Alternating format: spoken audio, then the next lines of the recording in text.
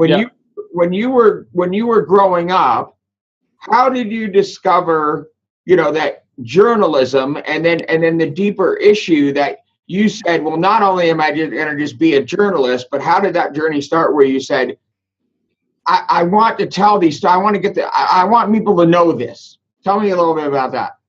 I think sharing the truth is quite a powerful thing, and there's no more powerful way to do it than using a mobile device.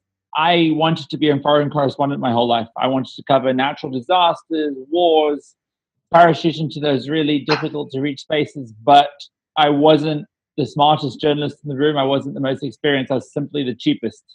So you could send me out to Syria, for example, and using a little device, I'd be able to give you so much. I'd be able to photos, videos, GIFs, memes, tweets, that complete ecosystem. And I think that's how I got into it, by virtue of being that one-man band storyteller, which nowadays is I think the future, this idea of selfie journalism, that you can send somebody out there with a singular device and bring back lots of stuff. That's amazing. So it was kind of like, everything happens at the right time, right? These mobile devices come along. You seem to be exactly. As you know what? Why can't I just be a roving reporter and just take this thing with me and go to these places and cover them firsthand? Now, there's been that kind of stuff where amateur people just go out and do it, but it's a little bit different with you because you studied this, right? I mean, you wanted to be a journalist from the very beginning. So I talk about this. So I've heard that we're having this fear that journalism, real journalism, right, is dying because of so much of this live reporting and everyone's opinions and everyone's just broadcasting. But there's a danger in that, because to be a journalist, define for a minute what you think telling the truth means, rather than what other people are. They're putting out their opinions and they're causing trouble, and they're causing hysteria and even separation in our society by broadcasting things and all of that. Talk about what you consider to be, your responsibility as a journalist doing this, rather than somebody else who's just out there on social media, broadcasting. So I think everybody in the world today that has a mobile phone in their pocket is a reporter. But I think there's quite a big difference between being a reporter and being a journalist. I would call them citizen reporters, not citizen journalists. I think journalism comes with a certain set of ethics and principles that define what we do and how we do it. And interestingly enough, you can post something on Facebook or on Twitter, and it can't be hate speech, it can't be racist, but there's no criteria that it has to be real or that it has to be factual. Right. And I think that's why you're getting so much nonsensical stuff ending up in your timelines. I think the journalist role is changing. It's now the ability to decipher between all that noise that's coming through and to find voices that are important. I think there are more truths than ever before, by virtue of there being more perspectives, more people talking, and more angles on particular stories. But the role of a journalist nowadays is to use a mix of algorithms and technology to work out what's real and what isn't, based on the amount of people saying something at any given time, and editorial judgment to know what stories are important, not just what's popular. If we do what's popular, your newsfeed will be filled with cat videos and probably Star Wars. There you go. So what do you think? So what do you think is really an important story? I mean, you're looking out there to the world, and you said, "Well, I want to go and cover national disasters, or this or that," or you've done some really powerful social issues. How did those come into your life? How did you migrate to those? What's important to you? If I would, obviously, some people want to do series of journalism about politics. Some want to do it about this. So what type of stories really attract you and say, you know what, this is a cause that I believe in. I really want to show people this.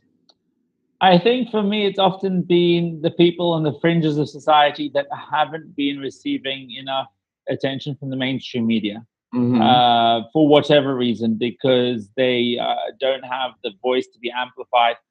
So literally being able to use the immense power of social media to bring a voice to the voiceless, to amplify their voices.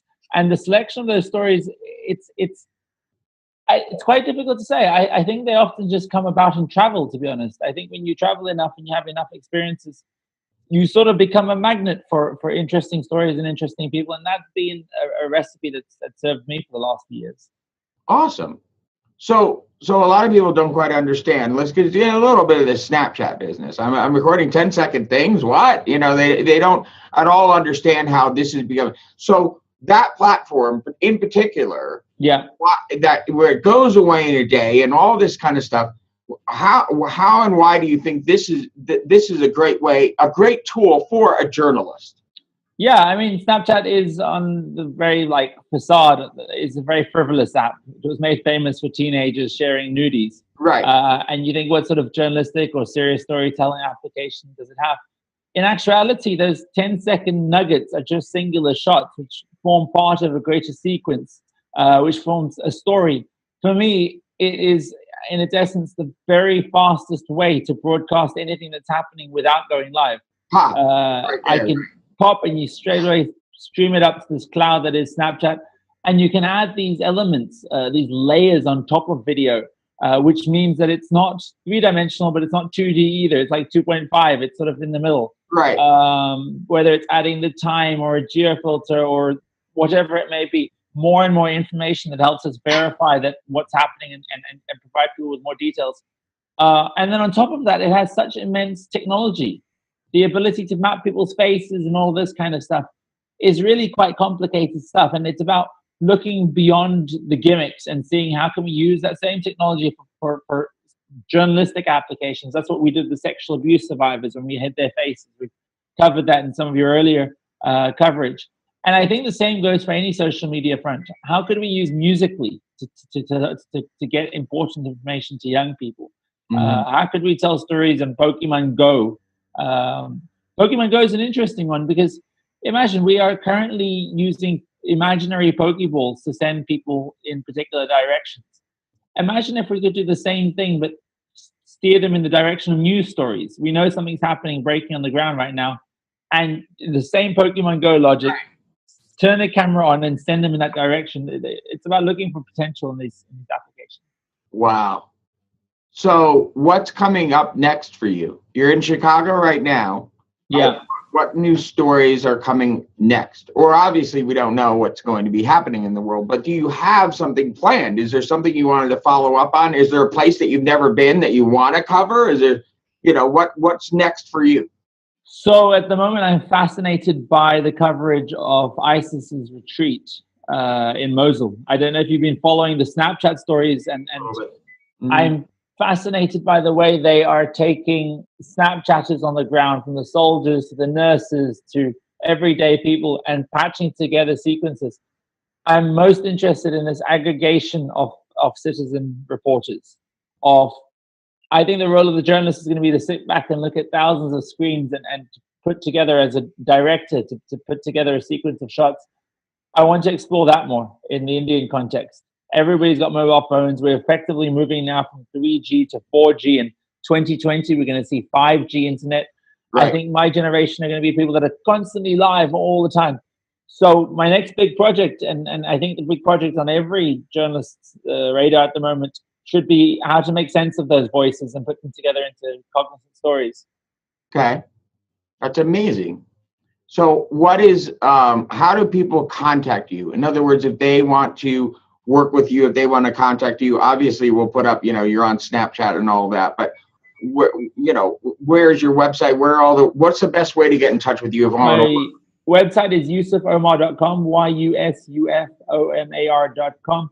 Otherwise, on every social platform, Snapchat, Instagram, Facebook, it's Yusuf Omar SA. I think the messenger apps, and it's the same for you, is the fastest way to get through to somebody. It's infinitely quicker than an email or even a phone call nowadays. It's really becoming. I think messenger apps are going to kill email, to be honest. We're getting there. I mean, and it's becoming funny how emojis and all this are becoming part of our vernacular, and I'm starting to see them in emails and everything else. All these different it's almost like hieroglyphics. It's like almost like going back to this other type of communicating with symbols and all that kind of stuff. So anyway, to wrap up this interview part, I'm Darrell Stern. I'm the CEO of Stern.Marketing. And Yusuf and I met because of Snapchat and because of Snap Happen and because of these connections. You open up an app and boom, I know people all over the world. Like, within a month or two, I decided to go to London, sponsor the event and all that.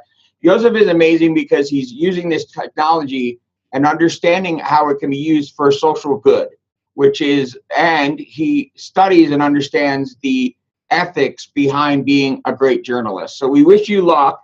Thank you so much for the opportunity, as always. And I'm so glad to see someone who yourself was a poster boy of television is now on the very forefront of the latest technologies.